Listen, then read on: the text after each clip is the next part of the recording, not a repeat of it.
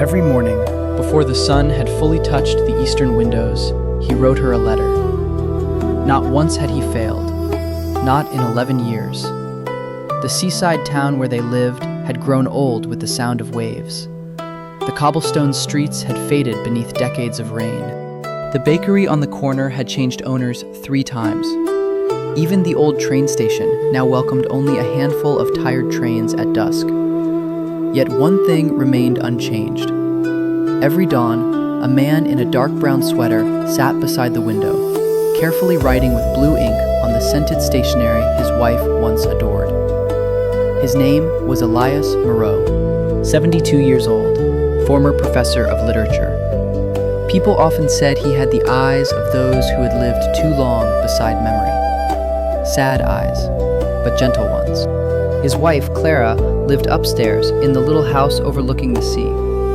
Though legally they were still husband and wife, inside her mind, he had disappeared years ago.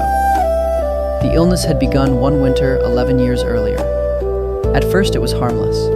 Forgotten keys, forgotten errands, forgotten names. Then one morning, Clara looked across the breakfast table at him for a very long time and asked politely, "I'm sorry, have we met before?" That question killed something inside him. Quietly, without violence, like snow slowly burying an old graveyard. At first, Elias fought desperately, as all people in love do. He took her to the finest hospitals in the city, to specialists with tired eyes and expensive degrees hanging on their walls, to neurologists who spoke gently while destroying futures with clinical vocabulary. But every diagnosis ended the same way: Alzheimer's disease, progressive, irreversible.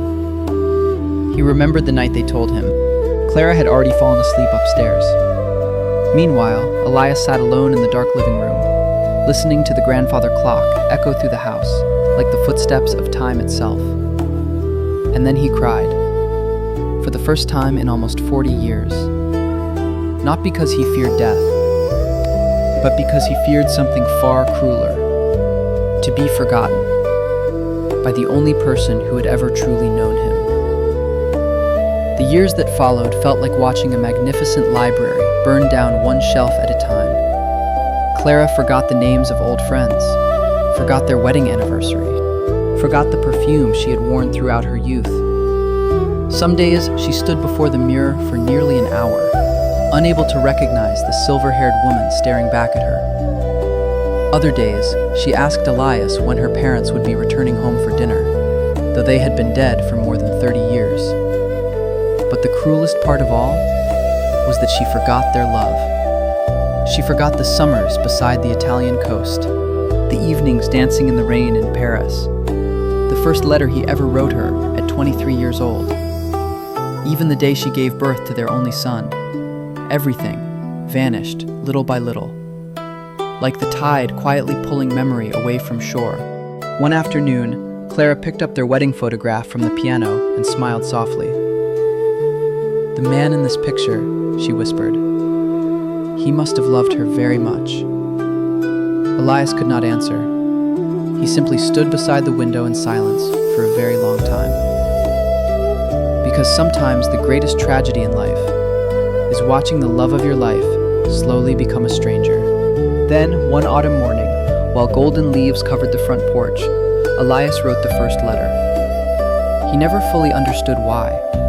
Perhaps desperation, perhaps hope, or perhaps human beings simply need something to place against the darkness while everything else disappears. The first letter was very short. "Dear Clara, today you forgot my name again, but that's all right. I will remember enough for both of us." After finishing it, he placed the letter inside a small wooden box beside her bed. The next morning, Clara found it. She read every line slowly, then suddenly began to cry without understanding why. "The person who wrote this," she whispered softly, "must have loved me very deeply." Elias turned away before she could see his face, because even at 70 years old, the human heart still breaks exactly like it did in youth.